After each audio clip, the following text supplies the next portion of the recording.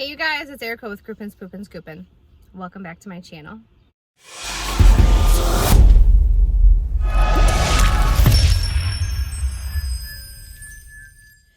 Before I go ahead and get started, I just want to let you guys know that today's video is going to be very different. It is not going to be a video about poop scooping. It's more or less going to be like a life check-in. And I'm going to let you guys know some struggles that me and my family will be facing, some changes that have happened within my family this past week, and now I am starting my journey with being an entrepreneur, a wife, a stepmom, and potentially now a caregiver for my father because he had a stroke. So if you are interested in hearing about that, stay tuned. If not, click off. I totally understand. But when I started this channel, this is what it's about. I didn't want it to just to be about poop scooping. This is literally like my journey as a poop scooper slash woman entrepreneur. And I didn't know what was going to happen. I don't know what the future was in store, but this is what has come up in my life. So I wanted to share it with you guys. All right, well, I'm recording this. It's Saturday. I want to say that it's Saturday. I went to go look for my phone, but I'm recording on my phone because I literally just do not feel like messing with that camera. My iPhone is a lot easier to record on, even though the quality isn't nearly as good. Whatever, I don't care. Let's fast forward back to Tuesday. I was out scooping in the Redford area, and my mom called me. I was at the gas station pumping gas.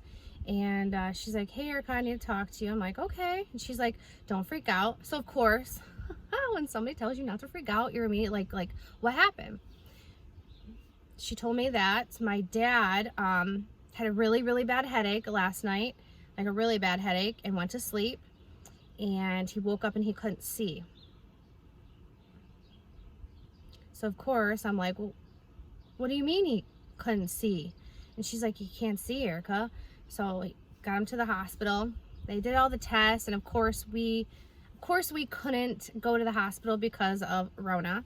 I did try to sneak in though. I got kind of far into the hospital. I had my mask on. I made it in a little bit, but I got stopped before I got on the elevator. But hey, nobody was answering the phone. Nobody was talking to me. So a girl's got to do what she's got to do for her daddy, right? So, we couldn't see him. So he was essentially there all alone. He was there Tuesday, Wednesday. They released him Thursday. And then yesterday was his full day at home by himself as like a newly blind person. But come to find out, he had a stroke and it affected the occipital lobe, which controls your eyes and your vision. And how it hit, it split off and it hit both of his eyes. So one of his eyes is pretty much like, it's not dead, like he doesn't see black, but he can't really see much out of it. The other one, he has some peripheral vision, but most of his vision's here, and he can see like a teeny tiny part. He can see some colors. He could tell that the nurse had on a blue top and a nice shaped body. He was grateful to see that because, you know, it's always nice to see a nice shape every once in a while. He can appreciate that. If you can appreciate that too, give this video a thumbs up. So he's able to make that out, but things are very like cloudy. He says like he feels like he's in a hallway and it's really smoky. But he also, when he closes his eyes, he's getting like flashes of lights, and you know, he just wants to, like, he was just asking the questions like, am I gonna get my vision back? And the doctors can't tell him because they don't know what's gonna happen. It takes time. I've been doing tons of research, trust me. I have been all over YouTube, all over the internet, doing as much research as possible about people's recovery time. And some people gain a lot of their vision back, some people don't. It takes, you know, some people got it back in 3 weeks, somebody got it back in 6 months. It just depends on what your body wants to do. So it's been an emotional roller coaster because, you know, I went to go pick him up from the hospital, and the first thing he wanted to know was his, you know, eyes rolling around in his head. He wanted to know if his eyes were like doing weird stuff, different stuff. And that's something that I was wondering too. I was like nervous. I was like, oh, you know, like,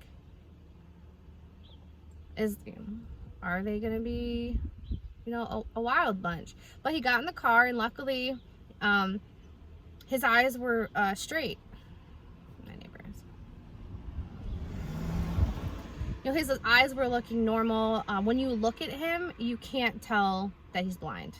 Well, essentially, we're going to say severely vision impaired, because he's not 100% blind. I'm pretty sure he's legally blind.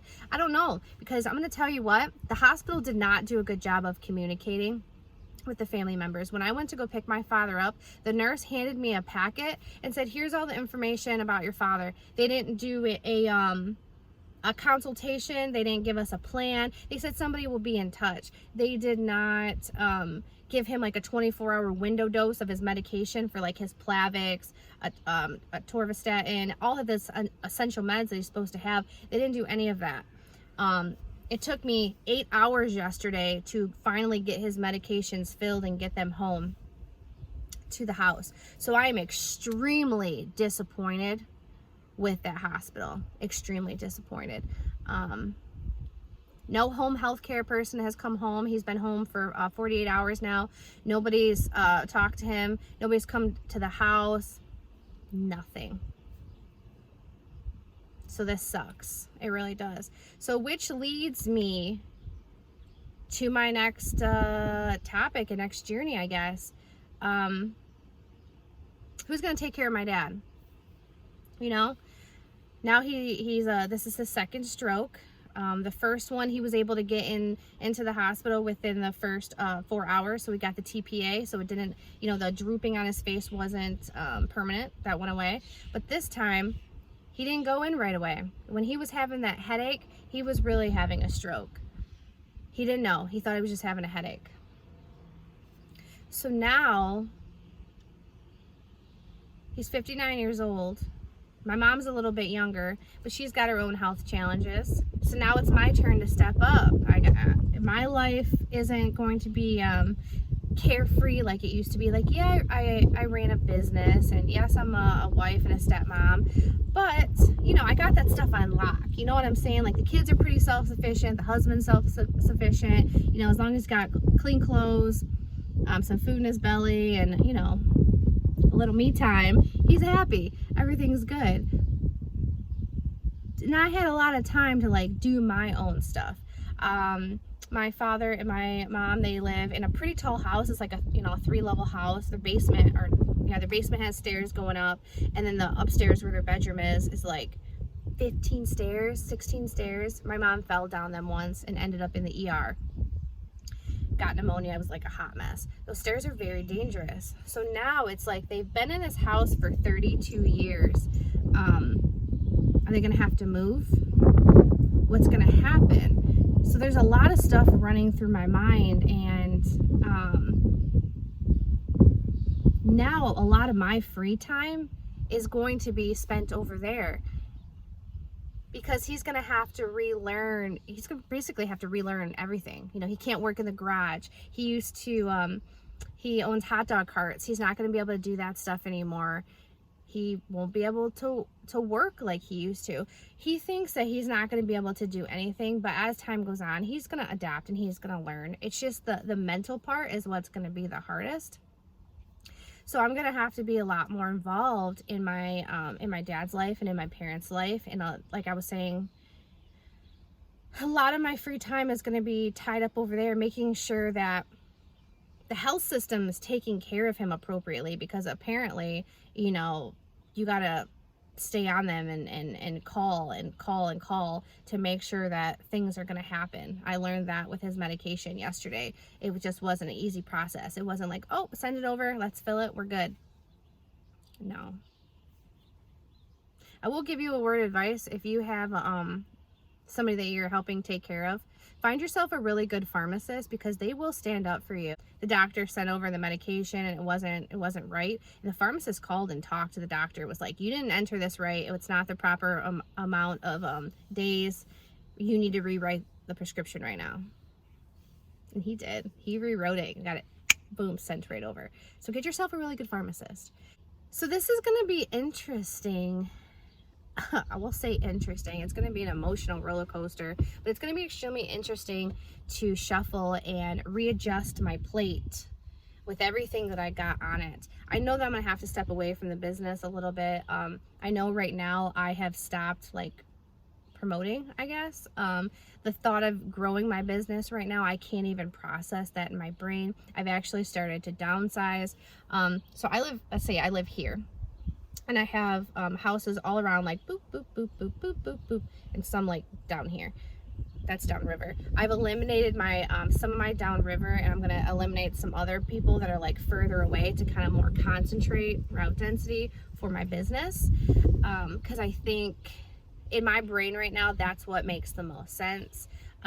My girls, I have 2 employees, they're gonna be working a little bit more, thank goodness. And I just have to really refine the systems that I have put in place over the past year and tweak a couple things just so the business is running as smooth as possible, with me not being like hovering over top of it every single moment. This is why I feel like it's very important to have systems in place in your business just in case something happens.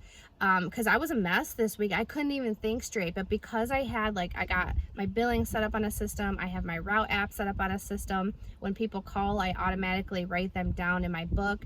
That helps me stay focused and stay organized within the business. So I'm glad that I have developed those systems and habits, because it really does help out. I know that this is going to be really tough, and I really don't even know what the future holds.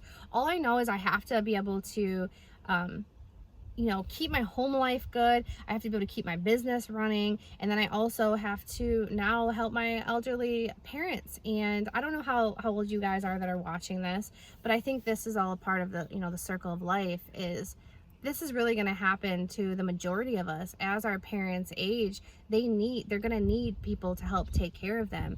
And like I felt like this was coming. Even if you try to like mentally prepare yourself for something like this, I'm telling you, it's like you're not actually prepared for it, because you're like, what? I can't believe this happened. This is insane. And it's like the emotional part of it, when somebody goes from being perfectly fine and healthy out there living their best life to bam, now they're robbed of one of their senses, or or their life. It's devastating. I'm still almost like, I don't know if I've accepted it yet. But I just got to be there for my dad, because he's the one, him and my mom both, it's just like they're gonna have to process this, because he's the one that's lost his vision.